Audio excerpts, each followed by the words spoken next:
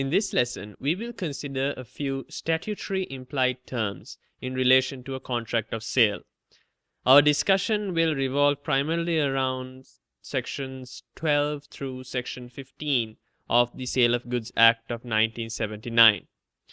First of all, section 12 essentially talks about the title of whatever goods that are being sold and whatever is implied by way of statute. Now, firstly, a seller will have a right to sell in the case of a sale, and in the case of an agreement to sell, the seller has such a right when property is to pass.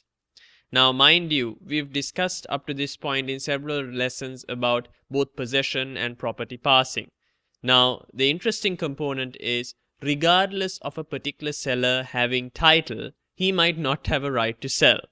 You can be, as a seller, prevented from selling what you own. A very interesting case in relation to this is Niblet and Confectioner's Material.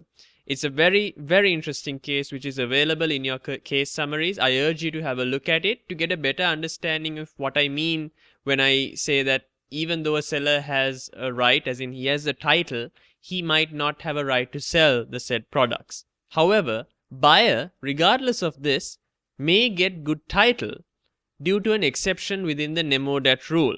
But the seller himself will be in breach of section 12.1. Section 12.2 denotes the circumstances in which a sale can occur with the title itself.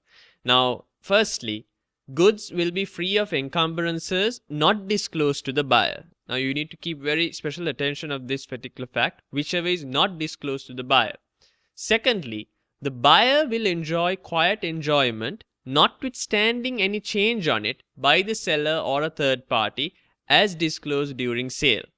Now, what you might have noted from both of these points is that there is an exception to this, which is that the seller, if the seller has stated whatever defect in title before the sale, then these might be vitiated. And this is stipulated in section 12.3.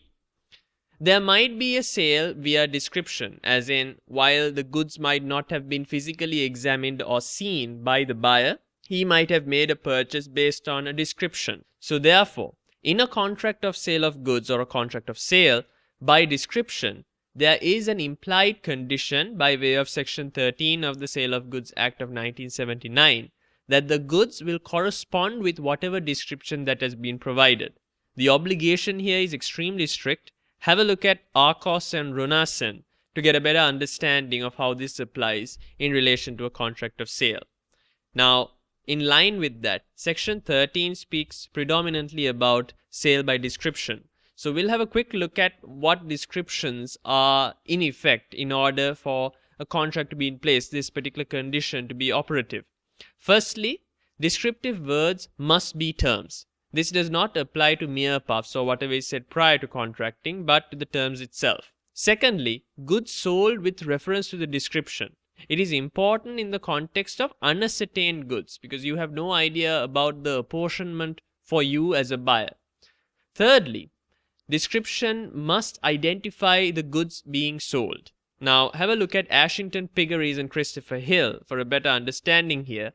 But the bottom line is, a term ought not to be regarded as part of the description unless it identifies the goods sold. It must identify it. It cannot be something vague and it cannot be something out of context. It must be something that specifies the goods that are being sold within the contract of sale.